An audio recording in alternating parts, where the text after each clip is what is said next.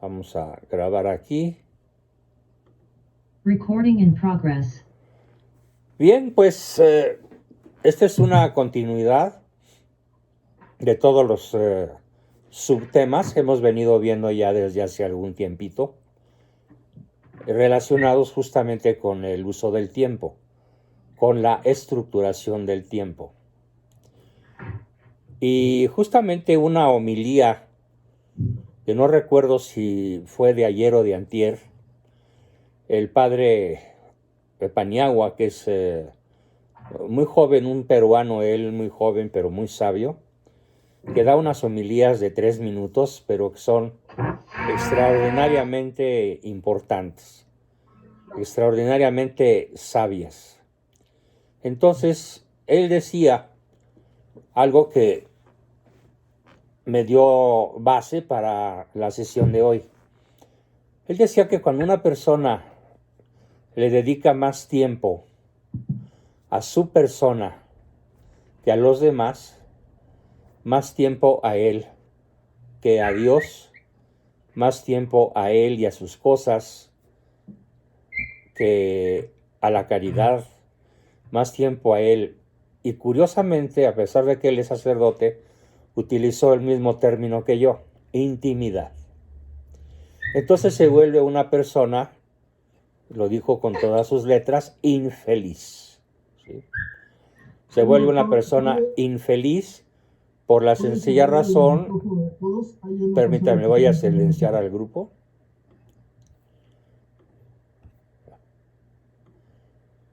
¿Por qué se vuelve una persona infeliz? Y da razones de orden teológico, pero a mí me dio la idea de extender, de continuar, mejor dicho, no de extender, sino de continuar con nuestro tema de la intimidad, justamente refiriéndome a por qué es tan difícil, a pesar de que es tan magnífica, tan saludable, tan indispensable en nuestra vida, entrar en intimidad. Y finalmente concluí que, junto con el padre Paniagua, esa persona a la que diariamente le escucho su homilía, ¿cuál es la verdadera raíz que hace que la gente sea finalmente infeliz? Y bueno, muchas personas en diferentes ámbitos de la vida nacional, de la vida política, o de la geopolítica, o de los problemas de una empresa, o de los problemas de una familia, o de un matrimonio, hablan de encontrar o buscar, si no encontrar, cuando menos buscar la causa raíz. Y puede ser que sucedan, que transcurran años y desdichados días sin encontrar la causa raíz de aquello que los hace infelices. O como dice el padre, desdichados. La conclusión de estas homilías y la conclusión que yo tengo, me sorprendí cuando la encontré, porque no me acordaba yo haber sido tan explícito en un capítulo de mi libro de Solo quien se siente amado puede ser educado, en donde me extiendo en un capítulo especial sobre los obstáculos para lograr la intimidad. Y aquí vienen entonces 3 líneas de confluencia: la homilía, mi propio libro que encontré, pero este tema, como lo escribí en el 2006, ya no estaba en mi mente presente, en mi memoria inmediata, y mi propia decisión de que, movido por el padre Paniagua, quisiera yo exponerles a las personas que me siguen una fuente para dejar la desdicha, la tristeza, la depresión, la infelicidad, la tragedia, el dolor. Y la causa raíz se llama de una manera muy chocante, pero muy chocante para el mundo actual. Se llama pecado. Justamente la semana pasada tuve una entrevista con una persona, es una entrevistadora que trabaja en una estación católica que se llama Mundo Católico. que dirige una buena amiga que se llama Cecilia Valderrama.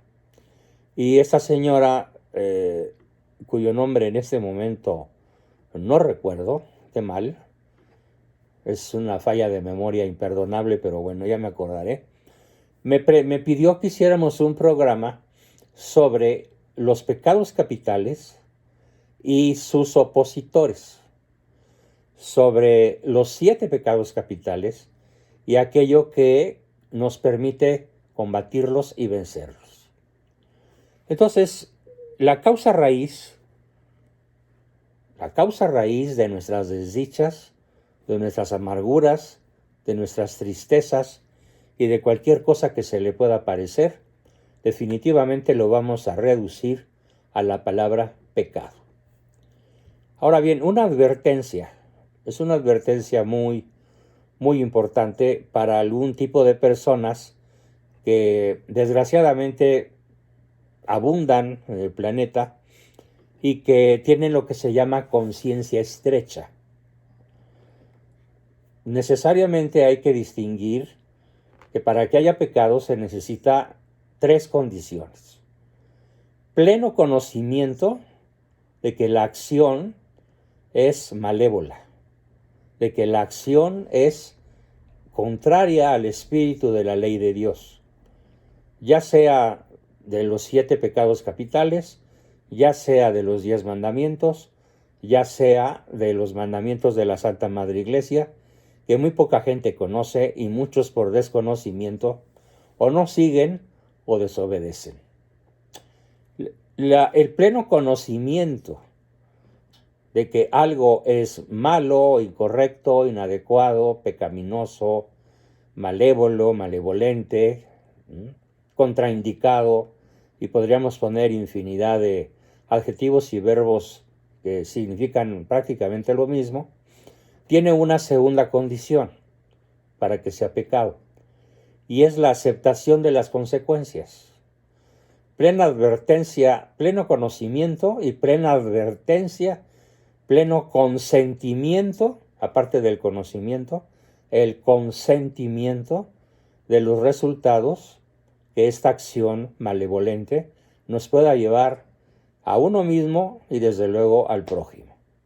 Pero existe una tercera, que muchos pasan por alto en lo que se llama conciencia estrecha, y se llama causa mayor o materia grave. Esto lo digo porque hay personas con una conciencia demasiado estrecha que se la pasan toda su vida sintiéndose en pecado mortal, sintiendo que ya están condenadas. Por ahí, en alguno de mis grupos, no recuerdo en cuál, hay una persona que tiene este enfoque. No, ya no tiene caso ir a misa porque estoy condenada. No tiene caso comulgar porque ya estoy condenada.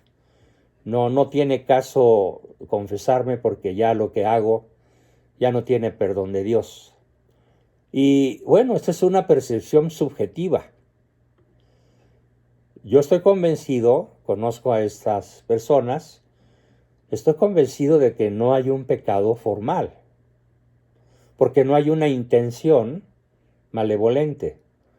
No se está haciendo algo cuyos resultados destructivos esta persona disfrute o acepte, al menos durante algún tiempo.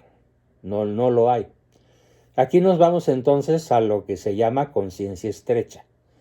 Y por el otro lado tenemos aquello que la mayoría practica, que se llama conciencia permisiva, donde ancha es Castilla y donde caben pues cualquier pecado, cualquier falta, cualquier error moral, porque eso ya no es pecado, eso era antes. Ahora la nueva moral ya lo permite. Sí, la nueva moral, estoy de acuerdo. La nueva moral lo permite y lo aplaude. Por ejemplo, tenemos ahorita el drama, un drama verdaderamente escandaloso, que les quiero participar, y es el hecho de que el 62% de los obispos y cardenales alemanes, todavía autollamados católicos, quieren revisar la ética sexual de la Iglesia Católica por considerarla excesivamente rígida. Y por lo tanto quieren replantear la homosexualidad como una práctica que puede ser, según ellos, camino de salvación. Esto también se da muchísimo en la orden de los jesuitas.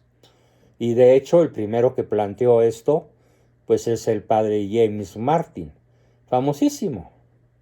Y además que cobra literalmente millones de dólares al año por explicar que la homosexualidad es un don divino y es una manera de llegar al cielo. Y así lo dice literalmente. Y también consideran los obispos alemanes y el mismo James Martin que también hay que reconsiderar que la moral sexual aplicable al aborto, según la visión de la Iglesia Católica, que siempre ha considerado el aborto como un asesinato, también debe ser revisado. Así que de este otro lado tenemos las conciencias relajadas, donde cabe cualquier cosa, donde nada es pecado, donde nada es malo, donde incluso lo malo, propiamente malo, intrínsecamente malo, llega a verse incluso como obligatorio, porque por ejemplo ahora ya en Alemania misma, en el mismo ámbito que ellos se mueven, es obligatorio que los niños aprendan desde kinder la ideología de género. Y es tan obligatorio que si un papá se incomoda o se rebela ante este dictamen estatal dictatorial, pues tranquilamente le quitan al niño. Por lo tanto, ya ha habido muchos casos, cientos de casos, en donde el Estado les ha quitado a los niños la patria potestad para entregárselas al Estado, ¿sí? Esta patria potestad. Así que entre esos dos extremos, de la conciencia estrecha y la conciencia relajada, la conciencia puntillosa y la conciencia permisiva, vamos a situarnos todos en la conciencia recta e ilustrada. ¿Qué es la conciencia recta e ilustrada? Repito un concepto que tal vez alguno de ustedes ya me haya escuchado en alguna ocasión. Y cuando yo era niño, había un amigo de la familia muy famoso en México, don Francisco Gabilondo Soler, el autor de las canciones de Grillito Cantor, ¿sí? Allá en la fuente había un chorrito, etcétera, ¿no? Y esas letras maravillosas, pues nos las aprendíamos. Y además, yo escuchaba a don Francisco Gabilondo Soler platicar con mi padre, y un día mi padre le preguntó que por qué había escogido que su grillito cantor se llamara Cricri. Y lo dijo de una manera tan convincente y tan clara que nunca se me olvidó. Dijo, Cricri significa conciencia recta ilustrada al cuadrado. O sea, 2 veces. Y yo pregunté, papi, ¿qué es eso de conciencia recta ilustrada? Y entonces me dijo, en síntesis, lo que yo ahora transmito de manera amplia y profunda, hasta donde me sea posible, y es que la conciencia recta e ilustrada es aquella que ya conoce lo que es malo, y conoce que es malo porque es palabra de Dios, o conoce que es malo y lo concibe como malo porque va contra el orden natural, contra la ley natural, y por lo tanto contra la ley divina. No se puede ir contra la ley natural sin ir contra la ley divina, porque el autor de la ley natural pues es Dios. Entonces no me vengas con cuentos de que lo que tú dices es la ley. Y aquí contradigo al bulto de Palacio, que acaba de decir hace unos días, no me vengan con el cuento de que la ley es la ley. Así lo dijo, literalmente. Bueno, entonces ya podremos imaginar todo lo que va a caber en sus decisiones, ¿no? Por eso muchas personas cercanas a él, y un par de ellas que me lo transmiten directamente, dicen que viene lo peor de lo peor. del sexenio. No hagan de cuenta que no han visto nada. Viene lo peor. Y muy probablemente este día 15 de septiembre por la noche, aprovechando la infausta, terroríficamente antihistórica, ridícula e improcedente Noche del Grito, va a lanzar su proclama anunciando cosas que verdaderamente alcanzan la categoría de pecado que clama al cielo. Ustedes, bueno, todos lo vamos a ver. La conciencia recta ilustrada entonces tiene esa primera característica: conciencia permanente de lo que es malo y conciencia permanente de lo que agrada a Dios, de lo que es bueno. Y lo sigue, sin cortapisas, sin ponerle patitas y manitas, como lo decimos los filósofos, captando la realidad como ella es, sin añadirle ni quitarle nada. Ah, pero qué difícil es ver así la ley de Dios. Y aquí aplica un dicho maravilloso que viene de un ilustre pagano, antes de Cristo, Julio César. Él escribió en latín, era su idioma, su lengua madre. Escribió en latín: dura lex, sed lex. ¿Sí? Dura es la ley, pero es la ley. ¿Sí?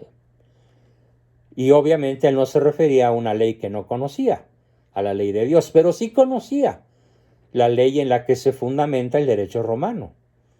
Genialmente fundamentada la ley romana en el derecho romano.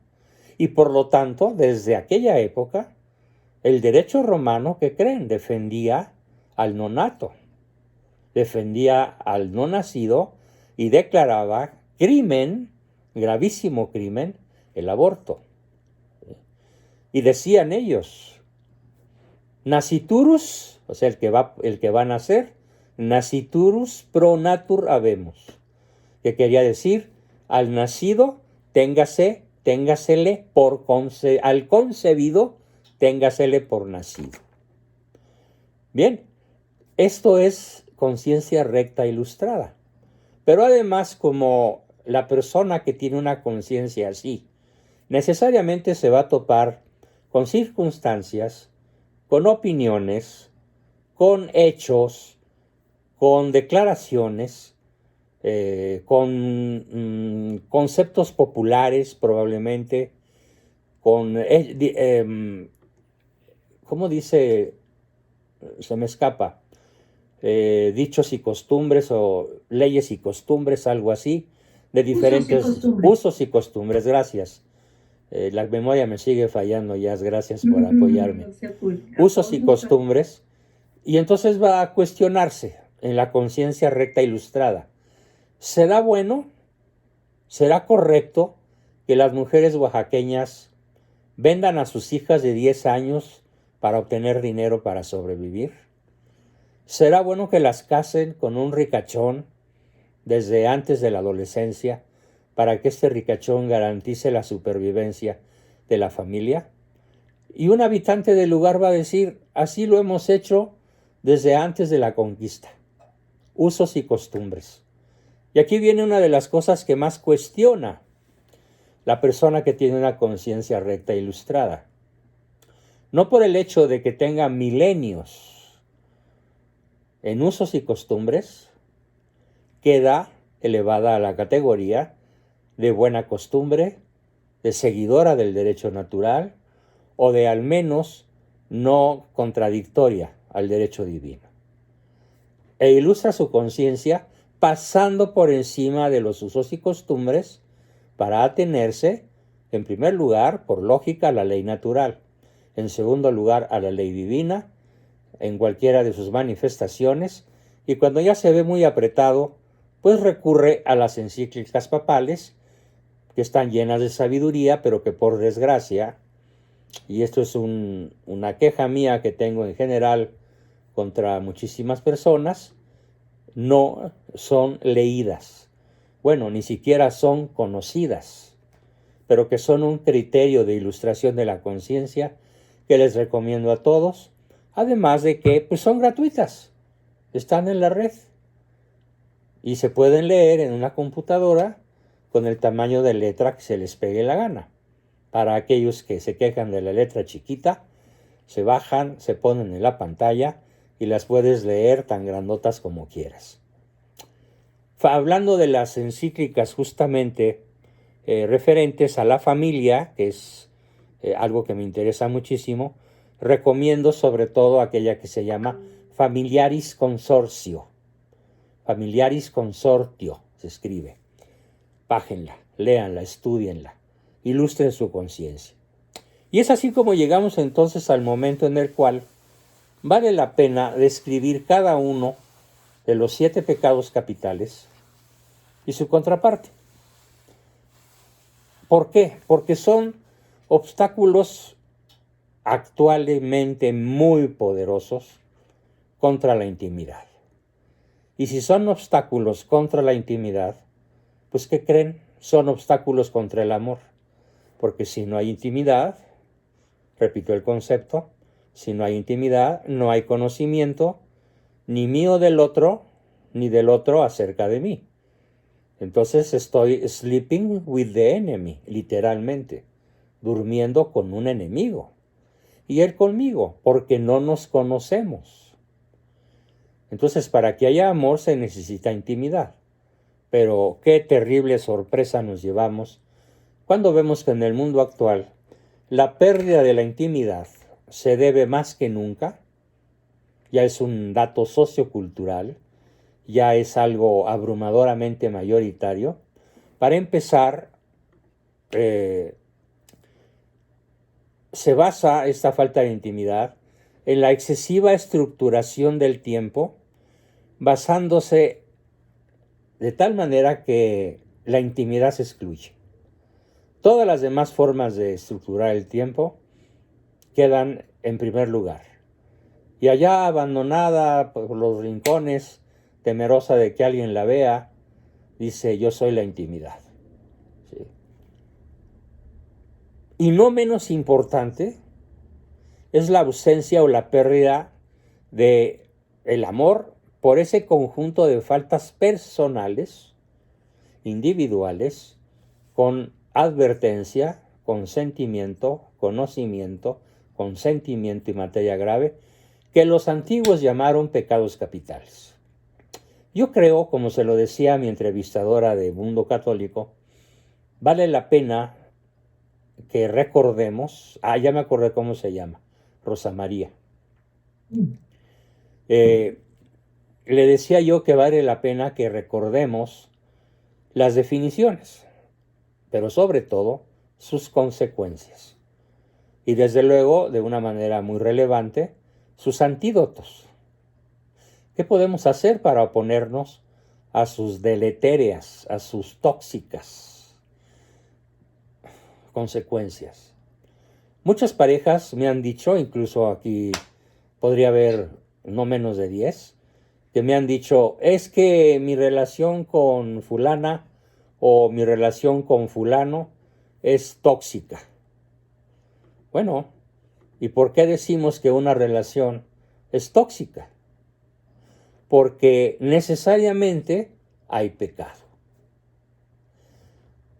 Si hay toxicidad en la mutua relación, es porque hay alguno de los 7 pecados, y en muchos casos, ¿qué creen?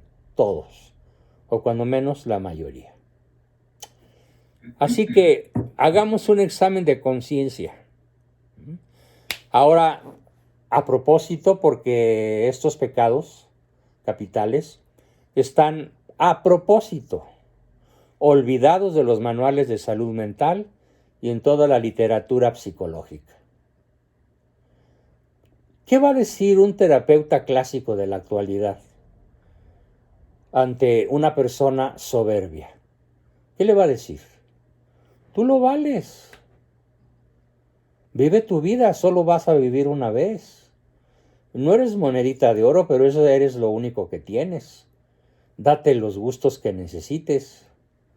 No tengas sentimientos de culpa de escoger tu beneficio antes que el beneficio de los demás.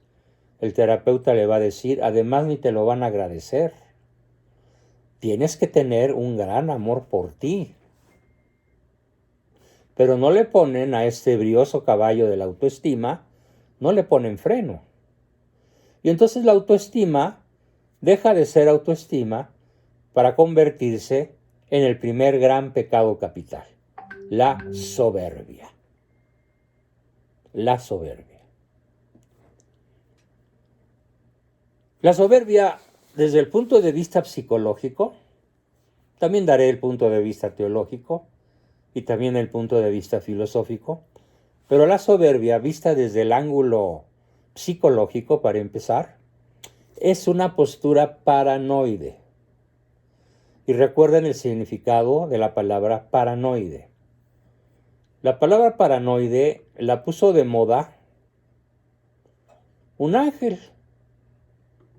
Ese ángel se llamaba Luzbel, que se convirtió en Lucifer, cuando dijo, ¿quién como yo?, en lugar de lo que dijo Miguel, cuyo nombre significa ¿quién como Dios?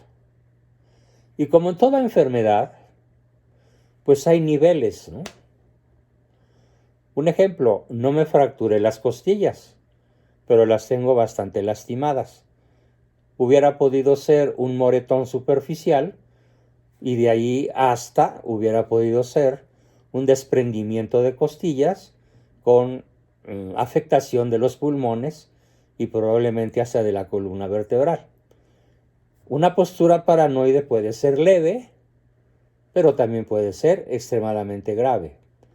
Y en el caso de gravedad de la postura paranoide, ya no se va a llamar paranoide, se va a llamar paranoia. Pero lo que abunda esta postura paranoide, que es verdaderamente tóxica, destructiva, desvinculatoria, desarticulante, separatista, partidaria del divorcio, porque nos hace creernos superiores a todos los demás. Y algunos hasta se creen dueños del planeta. Muchas de las decisiones que se han tomado en las grandes guerras, desde la Primera Guerra Mundial hasta la fecha, en donde incluso según el Papa Francisco, la Tercera Guerra Mundial ya empezó, y tiene mucha razón, porque estamos en plena Tercera Guerra Mundial, y las cosas se van a seguir agravando, desgraciadamente. Estas decisiones son tomadas en ese sentido. Lo mismo Vladimir Putin que Joe Biden, o el francés Macron, o el español Sánchez, o el italiano como se llame, y etcétera, etcétera, etcétera, son soberbios, porque se creen dueños del planeta, o cuando menos del metro cuadrado que gobiernan, y quisieran extenderlo, quisieran ampliarlo.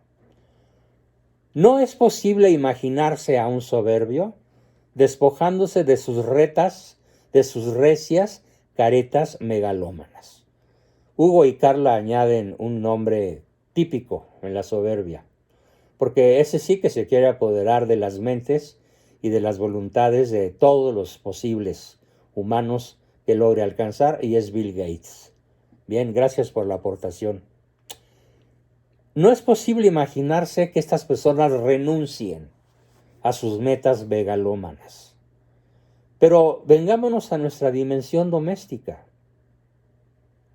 y piensen, ¿quién de ustedes tiene esa práctica maravillosa de la conciencia recta, ilustrada, que se pasa la vida con la autocrítica acerca de sus propios actos y buscando la posibilidad de estar violando esa ley suprema, que es la ley de Dios, con sus decisiones, su forma de tratar a su esposa, o a su marido, o a sus propios hijos? Aquí debo decir algo que acabo de recordar y que debería haber dicho hace unos minutos. Después de 62 años casi, el 8 de diciembre cumpliré, gracias a Dios, y a la Virgen María, el 8 de diciembre cumpliré 62 años de práctica profesional. Y si ustedes me preguntaran, a ver, Juan Bosco, dinos en pocas palabras la causa raíz de todos los matrimonios desvencijados que has tratado, de todas las enfermedades mentales a las cuales te has enfrentado, de todas las neurosis que han hecho la vida imposible a quienes las rodean, de todos los psicóticos que se creen dueños del planeta o inventores del agua. ¿Cuál es la causa raíz de todo eso? Dilo en pocas palabras y yo les diré. Pues, ¿qué creen? No se los voy a decir en pocas palabras, sino en una sola: pecado. Sí, el pecado. Ya sea el pecado personal, que al primero que afecta y destruye es a mí, o el pecado de mis padres, o el pecado de personas tan significativas en mi vida que me arrastran al pecado o me afectan destructivamente con su pecado y que no me dejan vivir en paz. Por lo cual muchas veces aconsejo: corre, Lola, corre. Porque mientras vivas en pecado mortal con tu amante, seguirás fornicando y no recibirás la bendición del cielo. Oye, pero ya tengo hijos. Pues sí, pero por tener hijos vas a seguir viviendo una esclavitud, viviendo un infierno y dándoles a tus hijos el modelo de que el matrimonio es vivir como esclava. Piénsalo, porque ese es otro pecado, no es un pecado de soberbia, obviamente. Yo diría que es un pecado de codependencia, que atenta contra la libertad, contra tu libre albedrío, contra tu salud mental, y entonces de manera indirecta estás destruyendo el mandamiento de no matarás, que incluye el no te suicidarás, porque lo que estás haciendo equivale a un suicidio organizado. Entonces, regresándonos al primer gran pecado, la soberbia, ¿cómo la podemos distinguir? Hagamos nuestra autocrítica. La persona soberbia nunca pide perdón. O cuando pide perdón lo hace de modo ritual. Ay, sí, perdóname. Bueno, ya te lo dije, perdóname. ¿Qué quieres? Y luego cuando la persona todavía ofendida, porque es natural que se siga sintiendo ofendida, le dice, pero es que no siento que me hayas pedido perdón verdaderamente. No te siento humilde. Bueno, pues ¿qué? Te lo digo por segunda o tercera vez. Perdóname, ya, olvídalo. Ya te pedí perdón. Ese es un soberbio de colección. Porque no se quiere dar cuenta de un principio fundamental cuando se ha ofendido a alguien. Y así como cuando a Cristo le preguntan, Maestro, ¿tenemos que perdonar 70 veces 7? Perdón, los judíos preguntan, ¿tenemos que perdonar hasta 7 veces? ¿Y qué contesta Cristo? No hasta 7 veces, hasta 70 veces 7. Que no son 490, son todas, es siempre. Por lo tanto, vamos a voltear las cosas. ¿Cuántas veces te toca pedir perdón? No solamente perdonar. ¿Cuántas veces se toca pedir perdón por una ofensa grave a tu esposa, por ejemplo? A tu marido, por ejemplo. Tal vez a tus hijos o a tus padres. Vamos a voltear la respuesta de Cristo desde un punto de vista lógico. Te toca pedir perdón 70 veces 7, primer criterio. O bien, hasta que la persona a la que ofendiste te dé acuse de recibo de haber logrado perdonarte. Lo digo por experiencia personal. En alguna ocasión, hace muchos años, yo hice con mi esposa un pacto se llamó el Pacto de Mazatlán. ¿Por qué lo llamé así? Porque fue en el puerto de Mazatlán, metidos los dos en las tibias aguas del Pacífico mexicano en la parte norte, en un día de verano, donde no había oleaje y podíamos disfrutar de la quietud y de la maravillosa temperatura del agua y de un vientecito ligero pero fresco. Y allí yo le ofrecí el Pacto de Mazatlán, que consistió en ¿qué? Consistió en decirle, mira mi amor, si alguna vez en el futuro tú te sientes afectada por alguna falta mía del pasado, te prometo, a escala de juramento, que te preguntaré, ¿te estás acordando de algo que yo hice hace tiempo? Y si tú te acuerdas de eso que yo hice hace tiempo, que crees haberme perdonado, de lo cual yo te pedí perdón, de todo corazón, pero que ahorita de alguna forma se atraviesa entre tú y yo, recuérdamelo. ¿Pero cómo? ¿Y qué significa que te lo recuerde? Sí, dime. Me está afectando aquel recuerdo de aquella situación, de aquella falta que tú cometiste. Y perdóname que te lo diga, pero se me regresó a la memoria y me pone de malas. Muy bien. Entonces, en esos momentos, a mí me toca no decirte, pero si ya te pedí perdón.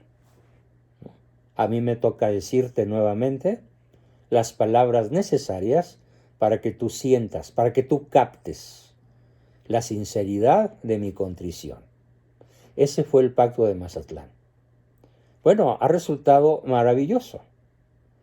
Ella no ha abusado de ese pacto, ha sido muy noble, pero ha funcionado cuando ha sido necesario. Ella también lo ofreció de alguna forma, aunque debo reconocer que por muchas razones, aquí el malo de la película más he sido yo que ella, por mis equivocaciones, sobre todo de cuando era mucho más joven. Pero el que no reconoce a escala profunda, empática, sincera, leal, afectiva, amorosa, cálida, el tamaño de su culpa, es un paranoide. No hay humildad. No hay ganas de reparar. No hay deseo de revincular la relación que uno muchas veces rompe precisamente por su soberbia. Así que en la medida de lo que cada quien pueda y le convenga, hagan un pacto. El pacto de Bondojito, el pacto de Tepatitlán, el pacto de Guadalupe o el pacto de California, como le quieran poner. Pero recuerden la esencia. ¿Cuántas veces nos toca pedir perdón? Si le preguntamos a Cristo, nos va a decir, no 7, 70 veces 7. Así que esos que piden perdón 2 o 3 veces, y como un acto ritual, desgraciadamente califican dentro del gravísimo y principalísimo pecado de la soberbia. Ahora, la soberbia pues es el pecado que es la mamá, la fuente de todos los demás, de los otros 6 pecados capitales, porque la soberbia los genera, la soberbia los arropa, la soberbia los engendra de alguna manera. Así que, ¿cuál es el antídoto para la soberbia? Pues la humildad. La humildad. Palabra que viene de humus, que significa tierra. La tierra es el humus es la tierra. Y es tierra fértil, el humus es tierra fértil. Y de la palabra humus viene la palabra humildad, que nos recuerda que iquia pulvis eris et in pulvis reverteris, que polvo eres y en polvo te convertirás. Como nos lo dicen cuando allá por miércoles de ceniza nos ponen una cruz en la frente. Algunos sacerdotes dicen la fórmula en castellano, está bien. Otros la dicen en latín, mejor, pero es lo mismo. Nos recuerda que de la tierra venimos y a la tierra hemos de volver corporalmente. Y que nuestro espíritu alcanzará la gloria principalísimamente si fuimos humildes. Si logramos combatir la paranoia, si logramos combatir la postura paranoide, si logramos pedir perdón, si logramos también obviamente perdonar, porque todo esto implica humildad. Se requiere también humildad para creer sinceramente que los demás valen de hecho tanto como yo, o más que yo, y no precisamente por parecerse a mí, sino justamente por todo lo contrario. Porque son distintos a mí y porque tienen talentos y cualidades de los cuales yo carezco. Por esa razón, una persona soberbia no sabe trabajar en equipo. Y por supuesto que tampoco sabe conducir equipos. Sabe tiranizarlos, como el bulto de Palacio, ¿sí? Que es un tirano sacado de algún cuento de terror, que dejó a Kafka en calidad de cuentacuentos para niños de kinder inocentes. Y al escuchar esos cuentos, ¿sí?, los cuentistas tiernos y clásicos, pues no le quitan el sueño a nadie, pero este sí, porque parece una pesadilla sacada del infierno. Les voy a enviar un video que filma una persona de nombre Macario Schettino. Genial. Macario Schettino fue un apoyador, un aplaudidor del bulto de Palacio, y ahora lo describe de una manera tan profunda, con sus pecados de soberbia, que verdaderamente se van a chupar los dedos cuando lo escuchen. Se los voy a enviar, si no puedo hoy, seguramente mañana. Pero prométanme verlo, por favor, porque es una apología de todo aquel gobernante que no es soberbio.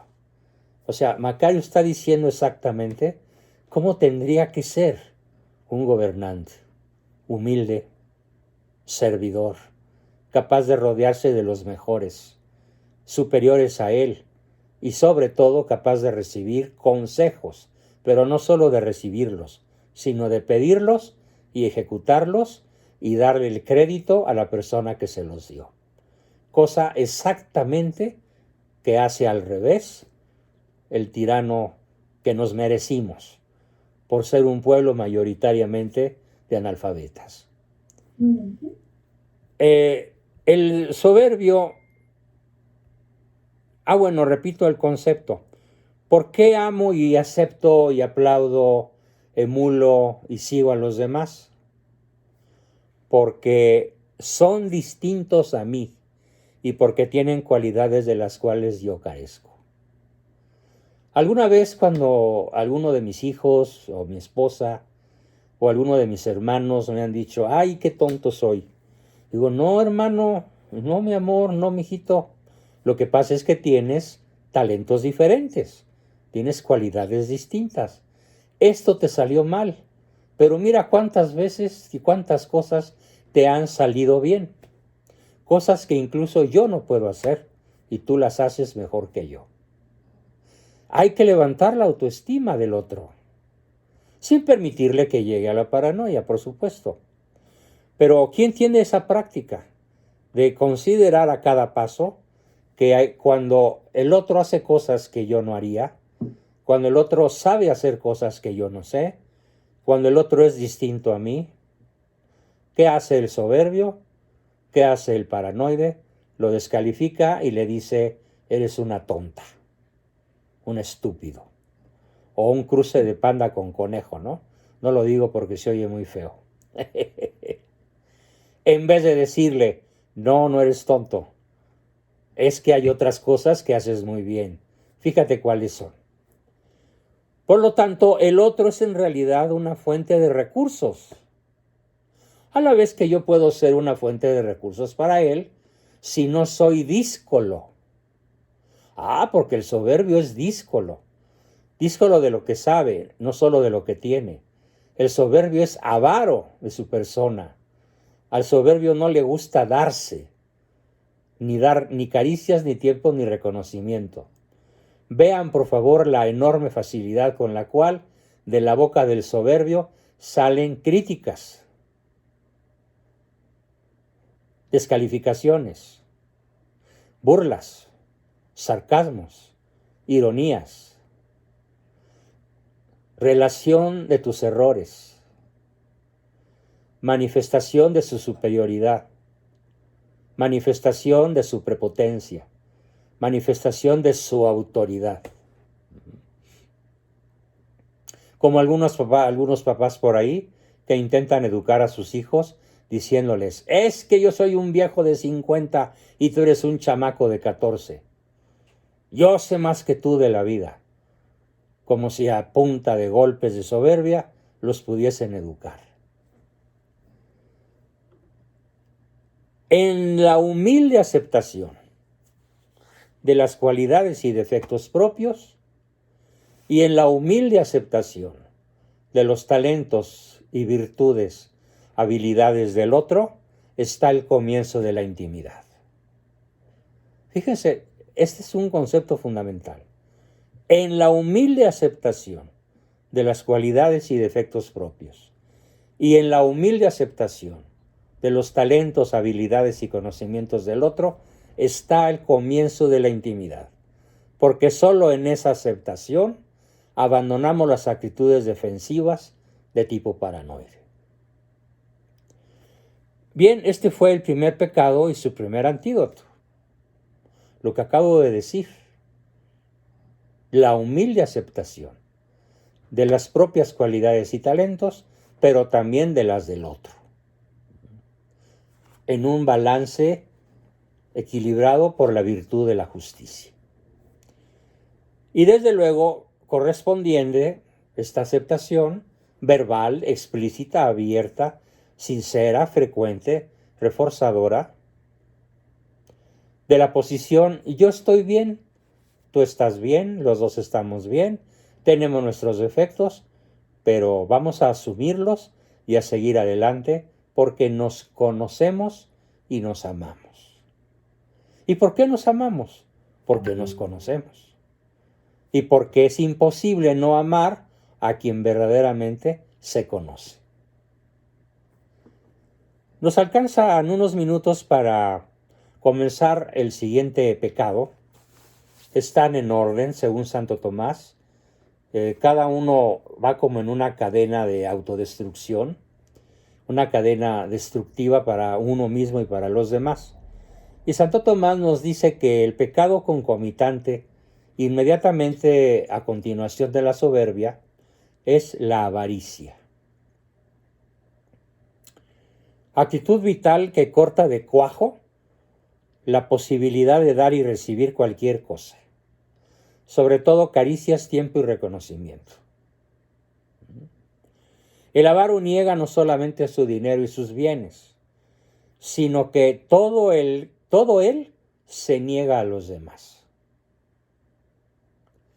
La avaricia es posiblemente uno de los vicios personales que más infelicidad provoca en quien la sufre. En cambio, cabe esperar que el ser humano, poseedor y practicante de la largueza, de la generosidad, no solo en la donación de sus bienes, sino en la donación del sí mismo, sea el que con más facilidad pueda entrar en la intimidad. Muchas personas no conocen el significado filosófico de la palabra largueza. Digamos que Dios recompensa con largueza a quienes lo siguen. El que ama recompensa con largueza al que ama. ¿Y qué es la largueza? Bueno, para que lo puedan visualizar gráficamente, la largueza se podría equiparar a un chorizo que no conoce el final y que por lo tanto la persona que se alimenta Oye, de él, no, por favor. que la persona que se alimenta de él nunca le va a faltar el alimento, pero que no solamente está hecho de carne de puerco, sino que es de nutrientes que él necesita de diferentes tipos, porque hay alguien que se los da con largueza. Es decir, la definición de largueza sería una virtud que nos permite dar sin interrupción y sin conocer el final. Es la largueza. Es una generosidad que no cesa, una generosidad continua que es una forma de vivir. Imaginen el tipo de vinculación que logra una persona dueña de la virtud de la largueza. E imaginen por el contrario el brutal aislamiento en el cual va a estar el avaro de sí mismo, el que no da su tiempo, aquel de cuya boca no salen reconocimientos, de cuyas manos no salen caricias, ¿sí? Que parece blindado y no permite que se le acerquen. Y cuando uno se le acerca, inmediatamente el paranoide piensa, ¿qué me vas a pedir? Y te rechaza, bien sea con su lenguaje corporal o con un lenguaje verbal que puede ser incluso hasta soez, ofensivo y agresivo. ¿Por qué? Porque es avaro de su tiempo, avaro de sí mismo, díscolo, ¿sí? Envidioso. Vamos a hacer conciencia de si alguno de nosotros puede ser descrito dentro de esta terrible realidad de la avaricia, que es hoy probablemente uno de los criterios que más rigen el mundo moderno. ¿Y por qué lo digo? Bueno, me voy a referir a un grupo humano en el cual estoy absolutamente seguro que ninguno de ustedes califica. Y es el mundo del capital, del que tiene capital. Hay tres criterios de operatividad en el mundo actual para el que tiene capital, aunque sea poquito. Y no se diga el que tiene muchito, y no se diga el que tiene parte del 95% de la riqueza de la tierra. Y aquí ya estoy hablando de los Rothschild, que fueron los que crearon la dinastía a la cual perteneció la reina Isabel de Inglaterra. Sin el oro de los Rothschild, los ingleses no hubieran podido vencer a España y apoderarse prácticamente del planeta entero. Bueno, pues este triple criterio, ¿cuál es? Te presto a corto plazo. Con la máxima ganancia. Y 3, con el mínimo riesgo. No hay el concepto de largueza, no hay el concepto de generosidad, no hay el concepto de crédito a la palabra, no hay el concepto de te doy a fondo perdido, te apoyo por practicar la principal obra que nos encargó Cristo practicar. ¿Cuál sería entonces un criterio que se oponga a la avaricia? El plazo que necesites, con una ganancia justa, no usuraria, que no te haga víctima de la deuda de por vida, como de hecho lo es el deudor de un banco, es prácticamente deudor de por vida, considerando que el interés que, por ejemplo, se paga con una tarjeta de crédito es el 78% anual, casi el 100%. Entonces, el plazo que necesites, y sé que es un riesgo, pero estoy dispuesto a correrlo por hacerte el bien. ¿Quién haría esto? ¿Quién hizo esto? Bueno, pues es un rasgo histórico de cómo prestaba la corona española a los indios durante los 300 años del virreinato español en México. el plazo que necesites, sin réditos. Yo te presto un real, tú me devuelves un real, ¿sí? Pero en ese lapso el indígena podía duplicar su cosecha o triplicarla y quedarse con las ganancias porque su prestamista no era un usurero. Podemos decir que la avaricia reina en la tierra, la largueza y la generosidad han desaparecido. Cuando menos a escala individual o familiar, no nos hagamos cómplices de este pecado que clama al cielo.